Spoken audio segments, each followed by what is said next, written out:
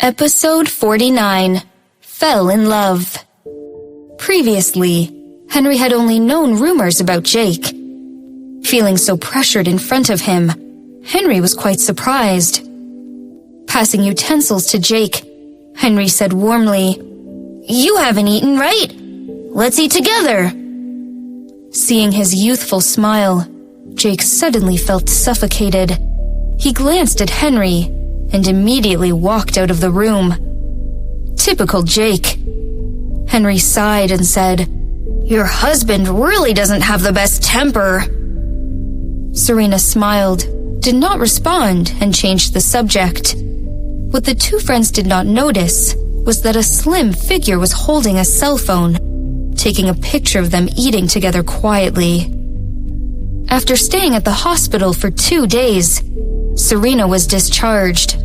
In order to take better care of her, Captain Henrik asked Serena to live at the old house. Within 2 days, the relatives of the Robinson family all came to see her with all kinds of gifts. At the same time, Serena had become bored after listening to all the pleasantries.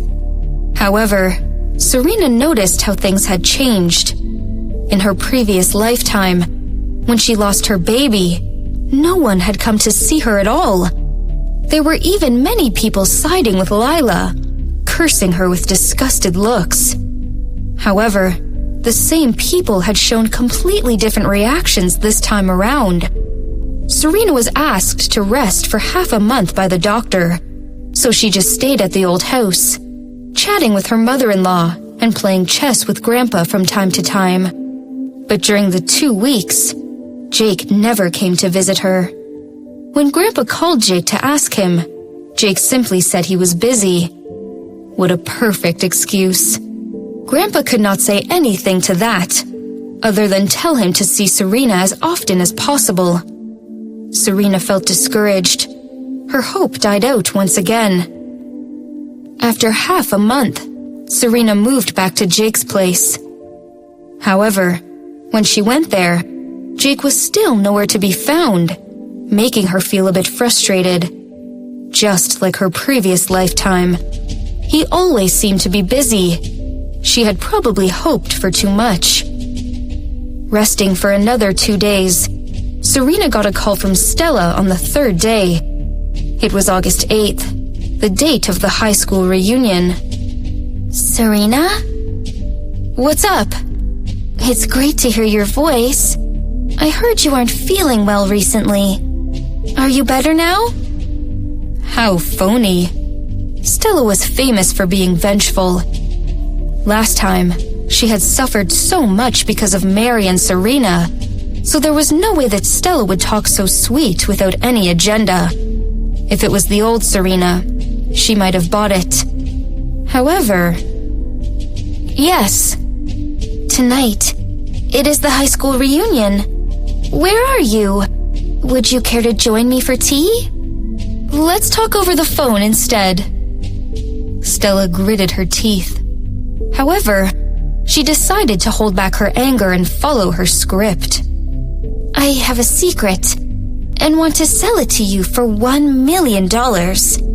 You would definitely be interested. $1 million? She really dared to ask for that much money. Serena chuckled. Have you lost your mind? Even if she had the money to squander, she would not give it to Stella for no reason. Stella had expected that, hesitated and said, I know that because of the slut Mary, you have changed your mind about me. But I want to tell you that I am still the same old friend that you always had. I cherish you as a friend and want to stay close to you. Stay close to her? And treat her like a fool? Serena shook her head, not saying a thing. I have learned that Eva is colluding with her husband to set you up tonight. So? Serena did not show any emotion. Hearing her reply, Stella asked again. I snuck into Eva's room and saw their entire plan. Isn't it worth it to spend $1 million? Of course it was worth it. In her previous lifetime, Had Serena had the opportunity to learn their plan, she would have spent $10 million. However, she had lived through that already. She had experienced what would happen tonight, and did not need to spend the money. Most importantly, she did not want Stella to win. Serena, trust me. It would definitely be worth it. You would be happy to know that you have learned their scheme in advance. But why should I trust you? Stella paused and said, Serena? Why should I trust you? You are the best friend of Eva. How do I know that you are not doing this to help her instead of me? That had happened in her previous lifetime. Stella and Eva ruined her entire life last time. There was no way she would trust Stella again. Hearing her words, Stella said quickly, For real, if you don't believe me, you would definitely regret it. Serena raised an eyebrow and simply hung up. Since the accident in the martial arts studio, the studio was shut down because of alleged drug dealing. It was her summer vacation, so Serena had nowhere to go. She finally turned on the TV and started watching. She turned to International Arts Channel and saw a middle-aged man playing piano attentively. His features looked elegant.